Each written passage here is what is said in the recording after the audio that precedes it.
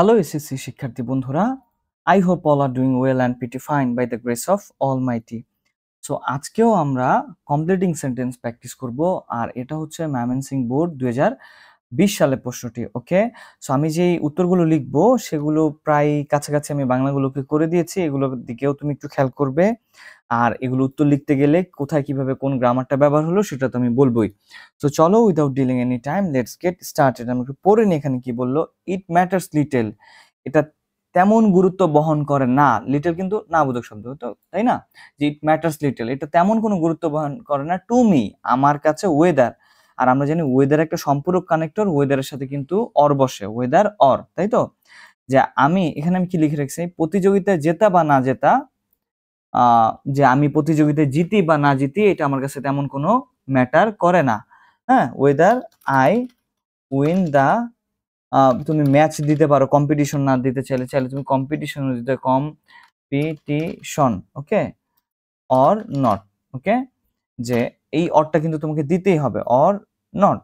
যে I win the match বা competition or not, যে আমি ম্যাচটা জিতি বা কম্পিটিশন জিতি বা না জিতি এটা আমার কাছে কোনো ম্যাটার করে না। অথবা আরেকটা উত্তর আমি লিখে দিই এখানে, যেমন ধরো যে আমি বলতেছি যে ইট ম্যাটার্স লিটল, এটা আমার কাছে তেমন গুরুত্ব বহন করে না, weather he comes, he third person singular number, তাই ভার্বের শেষে কি যোগ হয়েছে, এস। ওকে, কাম থেকে comes, whether he comes or not, সে আসবে কি আসবে না এটা আমার কাছে ম্যাটার করে না।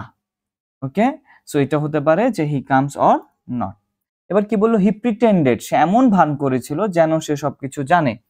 ওকে, সো বেসিক্যালি এখানে আমরা একটু নিচের দিকে দিয়ে অ্যাজ ইফ অ্যাজ দোটা নিয়ে আসি। অ্যাজ ইফ অ্যাজ দো, এই যে অ্যাজ ইফ অ্যাজ দো, এইটা হবে। এই পাস থাকলে তোমরা একটু এখানে খেয়াল করো, তাহলে খুব ইজিলি বুঝতে পারবে। হ্যাঁ, অ্যাজ ইফ অ্যাজ দো।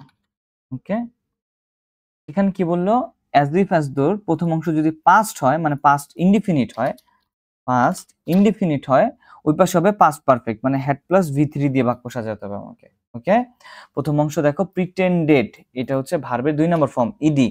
তো এখানে অ্যাজ ইফ রয়েছে, এবার আমাদের হ্যাড প্লাস V3 দিয়ে বাক্য তৈরি করতে হবে, যেটা আমরা প্রায় এটা ব্যবহার করতে পারি, হি হ্যাড নোন এভরিথিং, যেন সে সবকিছু জানে। যে হি প্রিটেন্ডেড, সে এমন একটা ভান করেছিল যেন, হি হ্যাড নোন এভরিথিং, যেন সে সবকিছু জানে। অথবা হি হ্যাড বিন, বি এর 3 নম্বর ফর্ম কিন্তু বিন, মানে হচ্ছে অ্যামিজার ওয়াজার, তারপর হচ্ছে 3 number form, he had been my friend, এমন একটা ভান করে আমার সাথে যেন সে আমার বন্ধু। He had been, had plus অ্যামিজার ওয়াজার, এটা 3 নম্বর ফর্ম হচ্ছে বিন, মানে বি ভার্বের 3 নম্বর ফর্ম হচ্ছে been, had plus V3 my friend. Okay, এই গেল হচ্ছে as if as though. If I had the wings of a bird, যদি আমার পাখির মতো কোনো কি থাকতো, ডানা থাকতো, আমি অবশ্যই আকাশে উঠতাম। এখানে ইফ রয়েছে আর এই পাশে রয়েছে হচ্ছে হ্যাড। এখানে আমরা একটু এখানে দেখে নিই, ধরো একটু কপি করে নিই,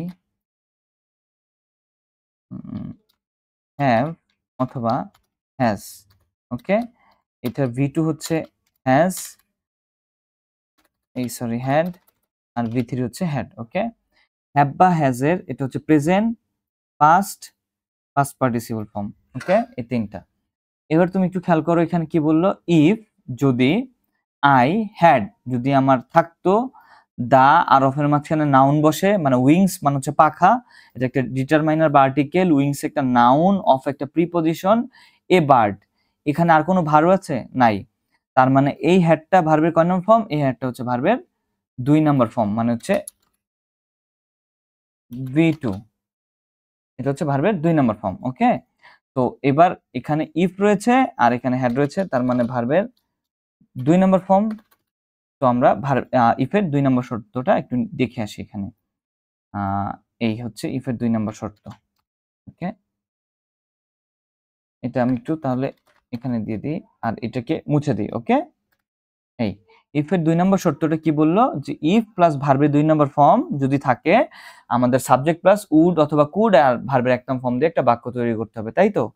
তাহলে আমরা কি বলতে পারি, if I had the wings of a bird, যদি আমার পাখির মতো ডানা থাকতো, আমি উড়তাম আকাশে, আই উড ফ্লাই, আমি উঠতাম ঠিক আছে, ইন দা স্কাই, কোথায়, ইন দা স্কাই একটা ফ্রেজ দিয়ে দিলাম আমরা। ওকে, যে আই উড ফ্লাই, আমি উঠতাম কোথায়, ইন দা স্কাই।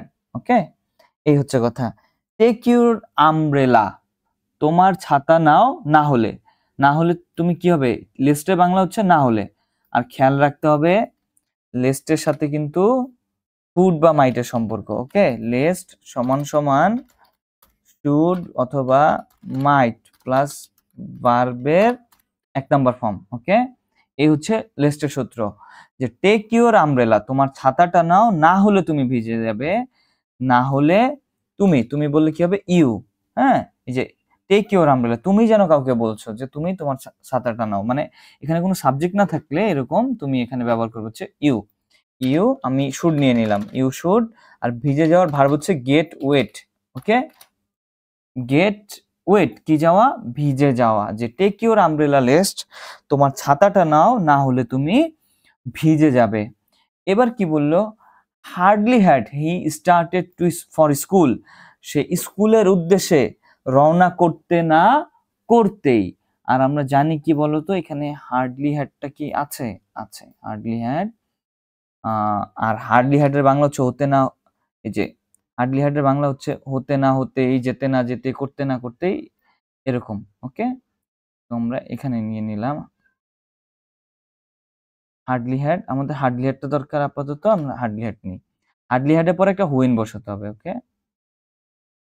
ওয়েন, যে hardly had he started for school, সে স্কুলের উদ্দেশ্যে যাত্রা করতে না করতেই, ওয়েন আমরা এখানে বলতে পারি দ্য রেইন, কি শুরু হয়ে গেছিল, the rain. Okay, the rain আমরা বলতে পারি স্টার্টেড। ওকে, কি শুরু হয়ে গেছিল, বৃষ্টি শুরু হয়ে গেছিল সে স্কুলে।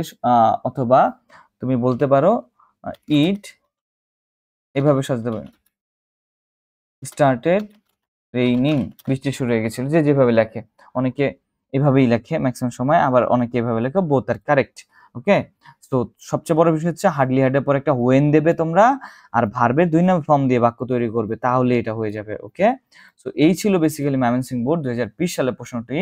আশা করি তোমরা সবাই এগুলোকে কাজে লাগাবে, একটুখানি প্র্যাকটিস করবে।